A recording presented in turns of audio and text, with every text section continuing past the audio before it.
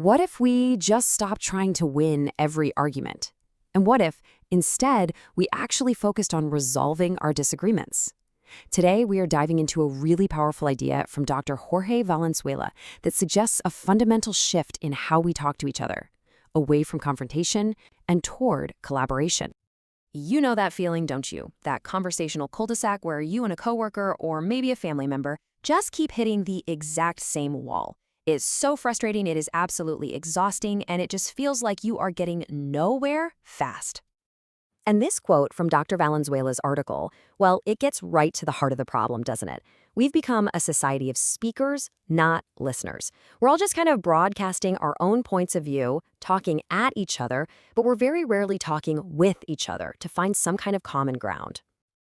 Now, if you've been feeling like this is happening more and more often, you are definitely not alone. This isn't just some personal thing you're dealing with. It's a societal pattern. The data actually shows we're living in a culture of constant conflict. I mean, just take a look at the American Psychological Association's findings from 2024. Nearly 2/3 of us feel emotionally drained just from the sheer amount of conflict we see online and in the news. Think about that. That's a huge majority of people feeling worn out before they even step into a personal disagreement. And to add to that, Pew Research confirmed in 2023 that all this polarization isn't just talk. It's actively making us more distressed and, get this, less empathetic toward one another. We're literally losing our ability to connect with people who see things differently. And this isn't just happening in one country. Oh no. Gallup's 2024 report on global emotions shows that across the entire world, feelings of anger, stress, and sadness have been on the rise for 3 straight years. So what does all this data point to? Well, it paints a pretty clear picture of a state of collective emotional fatigue. We're just overwhelmed, buried under the weight of this constant conflict. It's really no wonder our personal relationships are feeling the strain.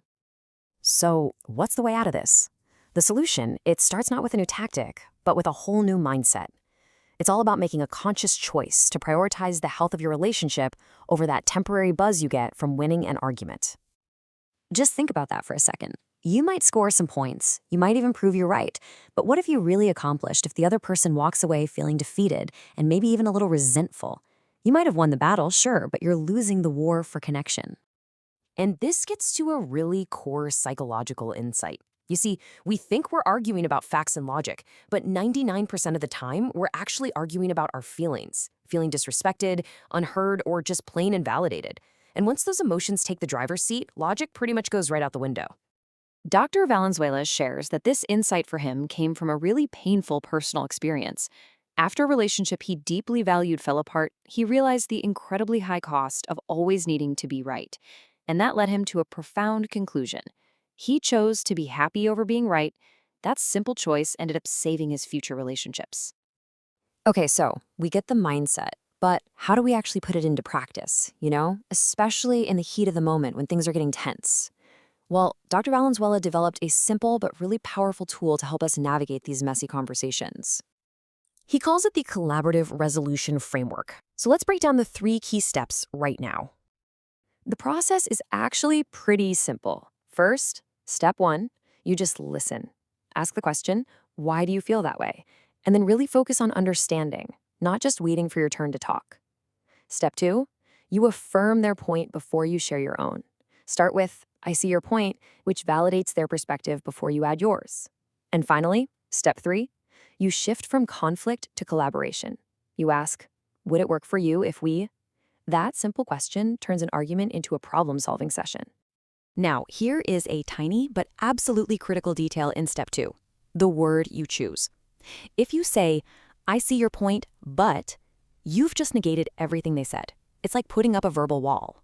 But if you just swap that one word for and, I see your point, and, now you're validating their view and making space for your own. You're building a bridge instead of a wall. So this framework sounds great in theory, right? But making it a natural part of your communication, well, that takes some work. So how do we actually make it stick? And of course, there's the big one, the question we're all thinking. What happens when you're trying to build that bridge, but the other person just wants to keep arguing? We have all been there. The framework actually gives you a really simple escape hatch. Just ask one direct question. Do you want a solution? If the answer isn't a clear yes, that is your signal. This whole framework is for people who genuinely want to resolve something. If they don't, your job is to protect your own peace and just disengage. It's okay to walk away.